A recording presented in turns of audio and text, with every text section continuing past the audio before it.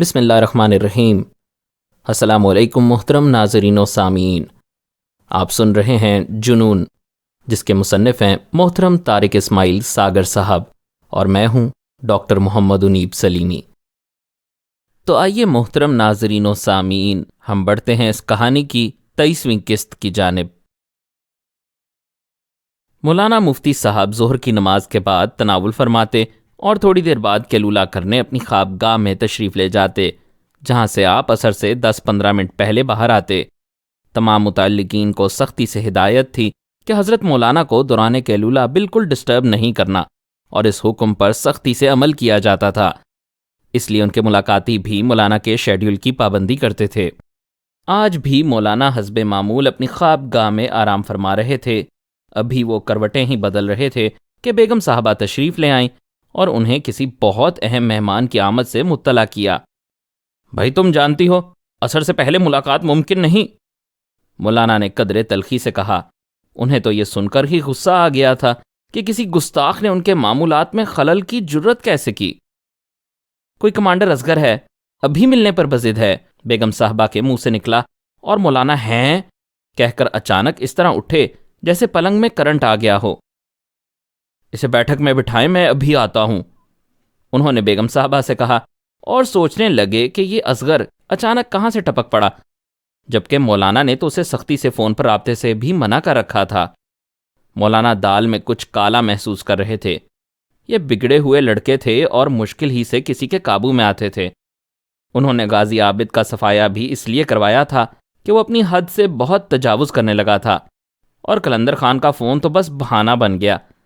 انہوں نے اپنے خدمتگار کو کمانڈر اصغر کی ٹہل سیوا کی ہدایت کر دی، اور جان بوجھ کر اسے قریباً 5 منٹ انتظار کروانے کے بعد بیٹھک میں گئے تھے، جہاں کمانڈر اصغر کے سامنے میز پر موسمی پھلوں کی پلیٹیں سجی تھیں، لیکن اس نے ابھی تک کسی کو ہاتھ بھی نہیں لگایا تھا۔ السلام علیکم، انہوں نے معمول کے مطابق بڑے دبنگ لہجے میں بیٹھک میں داخل ہوتے ہی سلام کیا۔ ان کے اکثر ملاقاتیوں پر مولانا مفتی صاحب کے اس بھرپور سلام کا خاصا روب پڑ جاتا تھا، اور وہ ان کے سامنے دب کر بات کیا کرتے تھے۔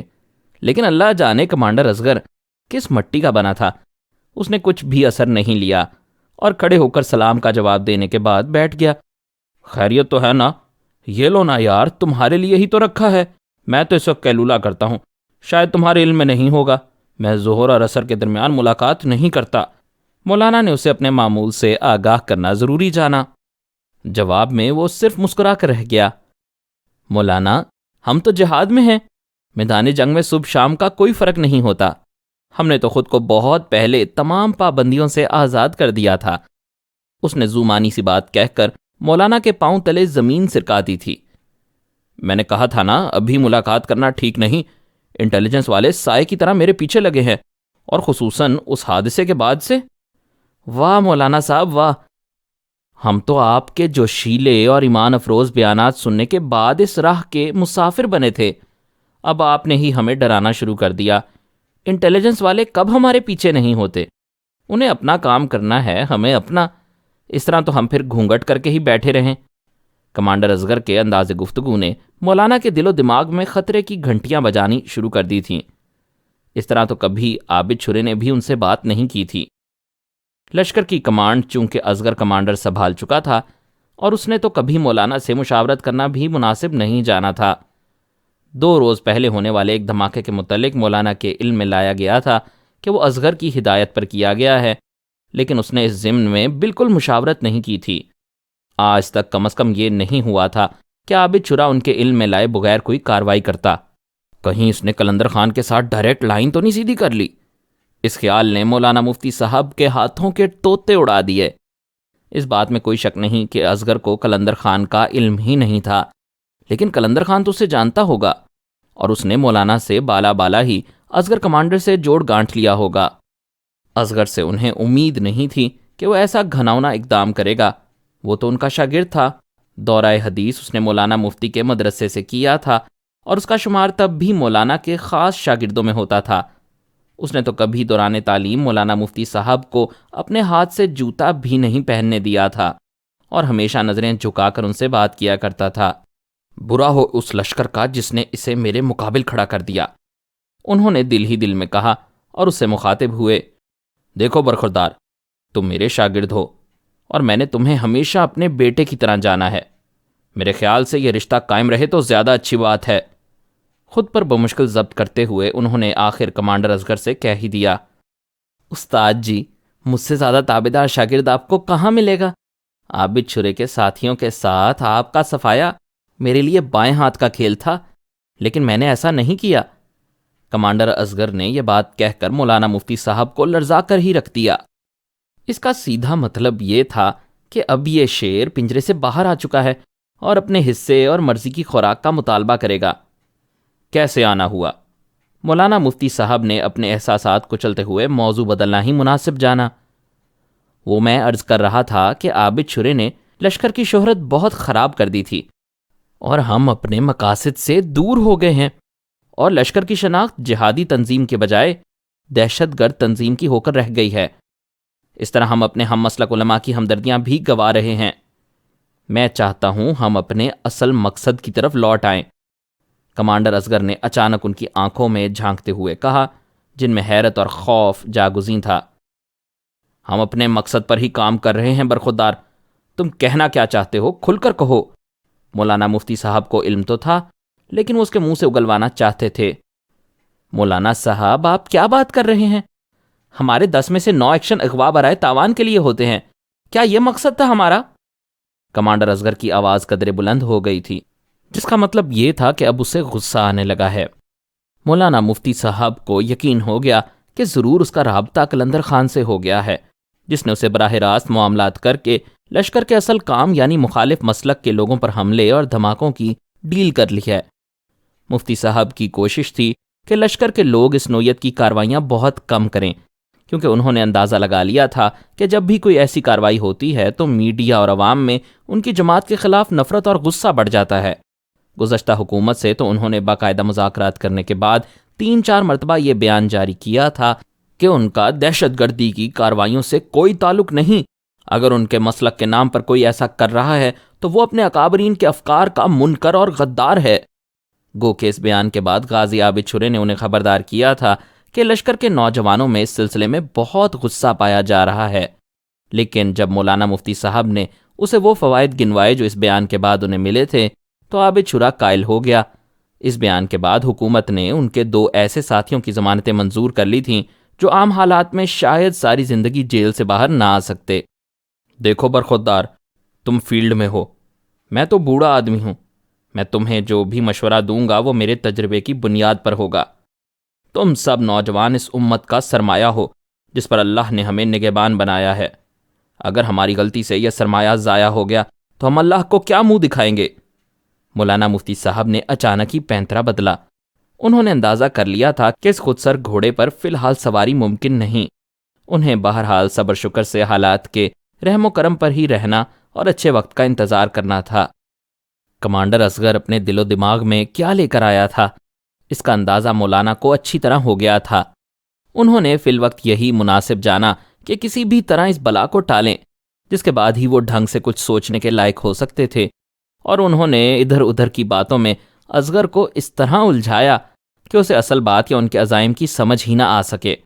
انہوں نے لشکر کے تمام حالات کمانڈر اصغر پر چھوڑتے ہوئے اسے یقین دہانی کروائی تھی کہ وہ بہرحال اس کے ایک بزرگ کی طرح اس کی رہنمائی کریں گے، لیکن اب وہ خود کو اس اہل نہیں پاتے کہ لشکر کے معاملات میں براہ راست مداخلت کریں یا انہیں براہ راست کوئی ہدایت جاری کر سکیں۔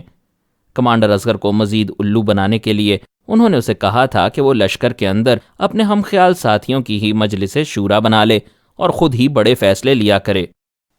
کچھ دیر کے لیے تو کمانڈر اصغر کو بھی سمجھ نہ آئی کہ مولانا واقعی سیریس ہیں یا اس سے کھلواڑا کر رہے ہیں، لیکن مولانا کمال کے ایکٹر تھے۔ کیا مجال جو انہوں نے اپنے کسی بھی عمل سے مصنوعی پن کا احساس ہونے دیا ہو۔ قریباً 1 گھنٹے بعد کمانڈر اصغر پھولے نہ سماتا ہوا جس طرح خاموشی سے آیا تھا اسی طرح خاموشی سے نکل گیا۔ اس نے اندازہ کر لیا کہ استاد جی اس کے دبدبے سے دب گئے ہیں، کیونکہ اس عمر میں جب مولانا مفتی صاحب جیسے اللہ کے برگزیدہ بندے نئی شادی پلان کر رہے ہوتے ہیں، مولانا مفتی صاحب مرنا تو پسند نہیں کریں گے۔ کمانڈر اصغر نے مولانا مفتی صاحب کی بالکل صحیح تشخیص کی تھی۔ مولانا مفتی صاحب کو قلندر خان نے امریکہ کی سیر کروا کر ان کے گرد لگی اپنی کڑکی مزید مضبوط کر دی تھی۔ انہیں شادی کا جھانسا دے کر اپنا الو سیدھا کر لیا تھا، لیکن اس کے بعد مولانا کی قسمت اور حالات نے ایسا پلٹا کھایا کہ اب وہ قلندر خان کی کمزوری نہیں رہے تھے۔ اس نے اپنے باس کے حکم پر لشکر سے براہ راست روابط استوار کر لیے تھے، اور اب صورتحال یہ تھی کہ مولانا سے آدھے پیسوں میں اس کا کام چل رہا تھا، جبکہ اس نے اپنے باس سے معاوضہ مزید بڑھا لیا تھا۔ اس طرح وہ دونوں طرف سے منافع کما رہا تھا۔ یہ بات اس کے علم میں تھی کہ اس کے باس کے لیے یہ پیسہ مسئلہ نہیں، البتہ پرفارمنس ضرور مسئلہ ہے۔ اگر ان کی مرضی کے مطابق کام ہوتا رہے، انہیں اس سے کچھ لینا دینا نہیں تھا کہ قلندر خان ان سے کیا وصول کرتا ہے اور آگے کیا ادا کرتا ہے۔ اس روز رات دیر گئے تک مولانا مفتی صاحب یہ سوچتے رہے کہ ان کی پلاننگ میں کہاں کمی رہ گئی تھی جو مرضی کے نتائج برآمد نہ ہو سکے۔ وہ تو بڑے کائیاں آدمی تھے۔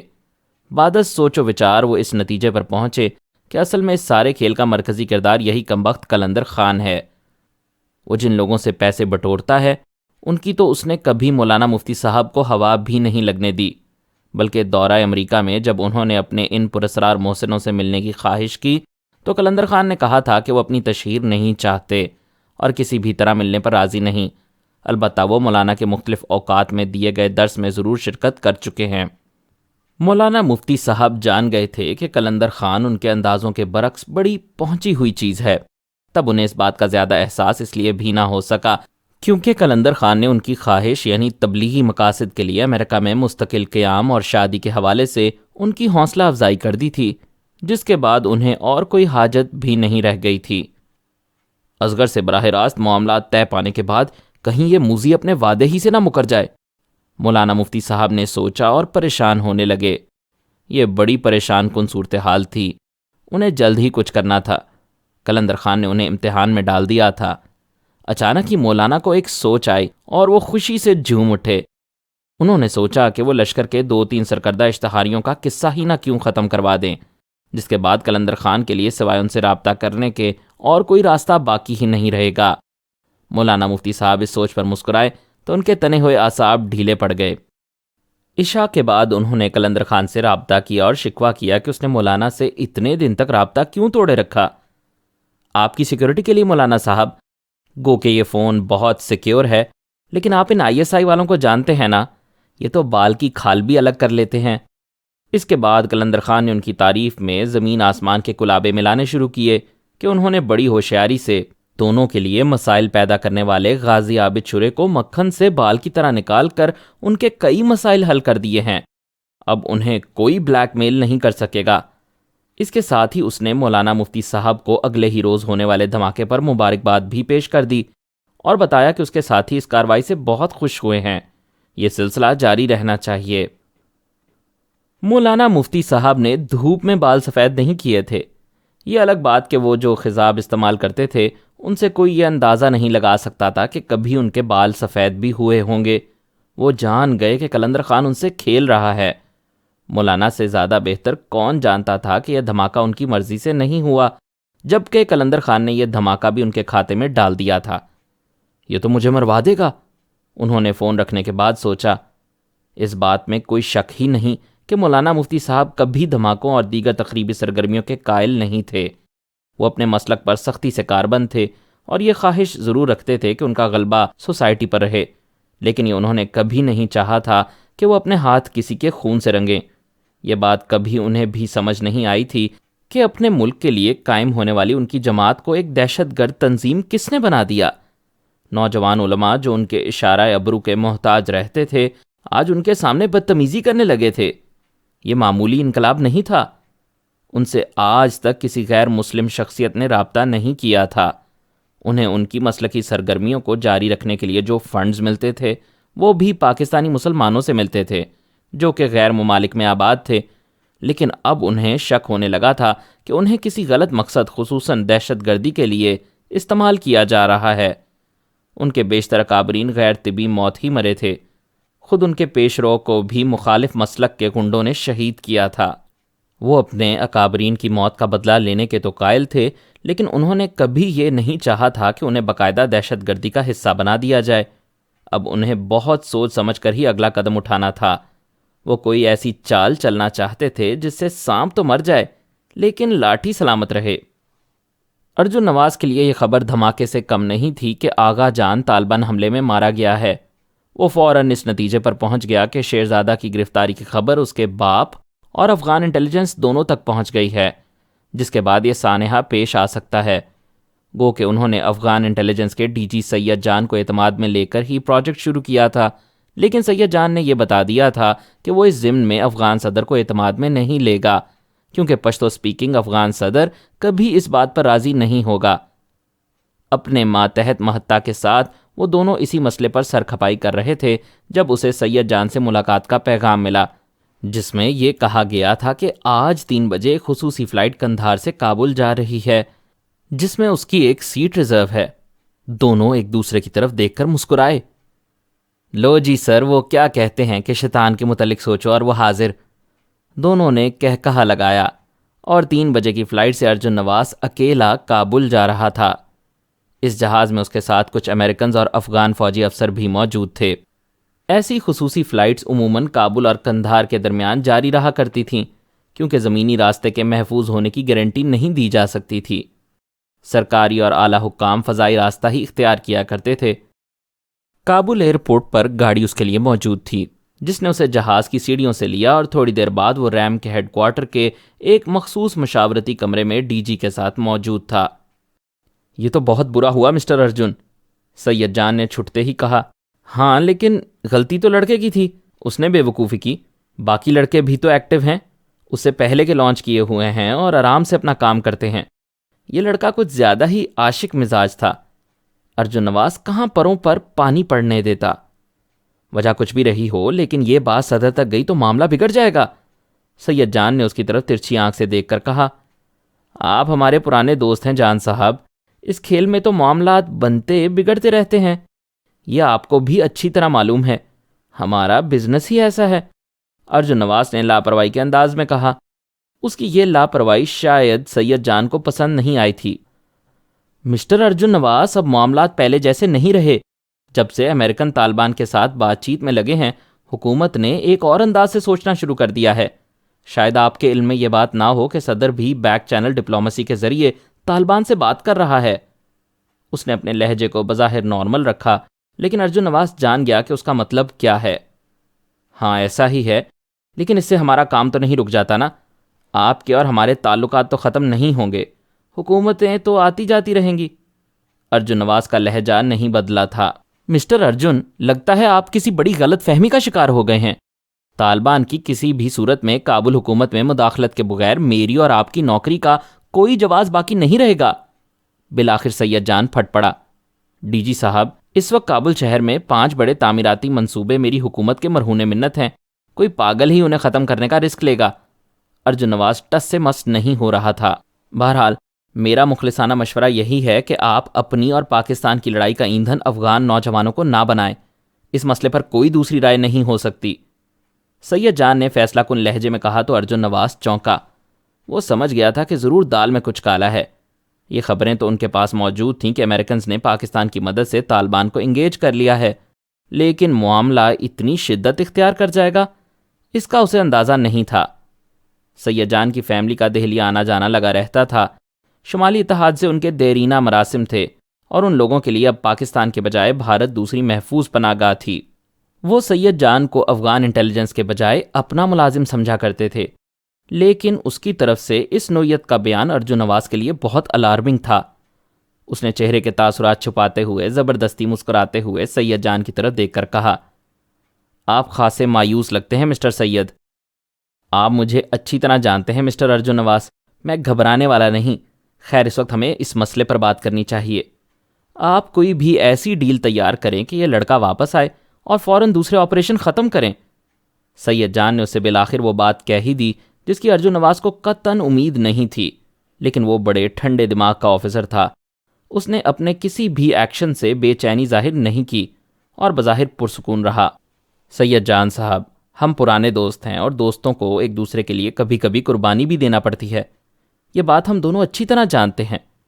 میں شیرزادہ کو نکلوانے کی بھرپور کوشش کروں گا۔ جہاں تک دوسری بات ہے، اس کے لیے ہیڈ کوارٹر سے پوچھنا پڑے گا۔ میں اس پوزیشن میں نہیں کہ ابھی اس کا جواب دے سکوں۔ اس نے سید جان کی طرف دیکھتے ہوئے کہا، ٹھیک ہے مسٹر ارجن، ایک دوست ہونے کے ناطے میں نے جو بہتر محسوس کیا تم سے کہا، آگے تمہاری مرضی۔ اس نے کھڑے ہو کر ارجن نواز کی طرف ہاتھ بڑھایا، جو اس بات کا اشارہ تھا کہ وہ اب جا سکتا ہے۔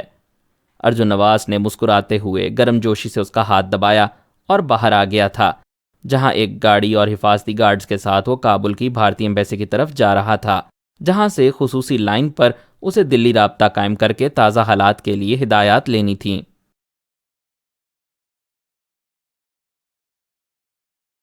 مزید اقساط سننے کے لیے ہمارے چینل کو سبسکرائب کیجیے، بیل آئیکن کو کلک کریں تاکہ آپ کو ہمارے نئے اپلوڈز کے متعلق نوٹیفیکیشنز ملتی رہیں۔ ہماری ویڈیوز کو لائک اور شیئر کریں اور کمنٹ سیکشن میں ہمیں اپنی رائے سے آگاہ کرتے رہیں۔